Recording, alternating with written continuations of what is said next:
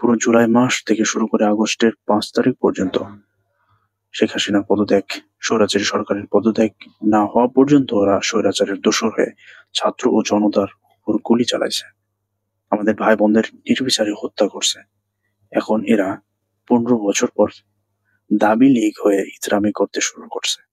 বন্যার সময় ছাত্র জনতা যখন বন্যার্থদের সাহায্য করতে যান বাজি রাখছে, তখন এই দুর্যোগময় সময়ে এই সুযোগকে তারা কাজে লাগিয়ে স্বৈরাচার ফিরে আসছে এই আনসার লীগ হয়ে।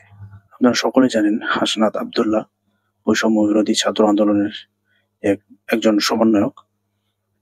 তিনি তার উপর আক্রমণ হয়েছে, এই আনসার লীগ এদের উপর আক্রমণ করেছিল। যত বৈষম্য বিরোধী ছাত্র আন্দোলনের সমন্বয়ক ছিল তাদেরকে আটকে রেখেছিল এই আনসার লীগ বাহিনী। তিনি ফেসবুকে স্ট্যাটাস দিয়েছিলেন, সবাই রাজুতে আসেন, স্বৈরাচারী শক্তি আনসার হয়ে ফিরে আসতে চাচ্ছে। দাবি মানার পরও আমাদের সবাইকে সচিবালয়ে আটকে রাখা হয়েছে। সবাই রাজুতে আসো, এভাবে আমাদের সবাইকে ঘিরে রেখেছে, শিক্ষার্থীদেরকে বেদম প্রহার করছে।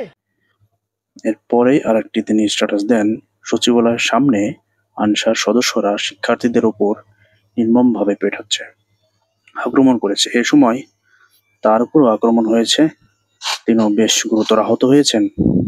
এবং একটি ভালো খবর হলো যে তার আলহামদুলিল্লাহ তার জ্ঞান ফিরেছে কিছুক্ষণ আগেই।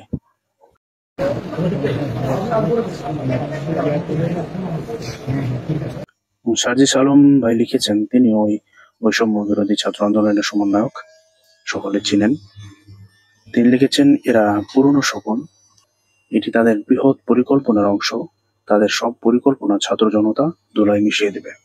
আপনারা কেউ রাজপথ ছাড়বেন না, সব বিশ্ববিদ্যালয়ের সবাই নেমে আসো, দেখি কত বড় কলিজা ওদের, আমরাও দেখতে চাই।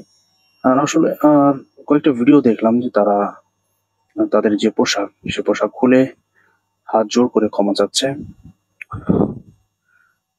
কি আর বলবো ভাই, ওরা এসব চায় না, শান্তি চায় আমাদের বাংলাদেশে। কি আপনাদের মতামত অবশ্যই কমেন্টে জানান। ভালো থাকেন সবাই, আল্লাহ হাফিজ।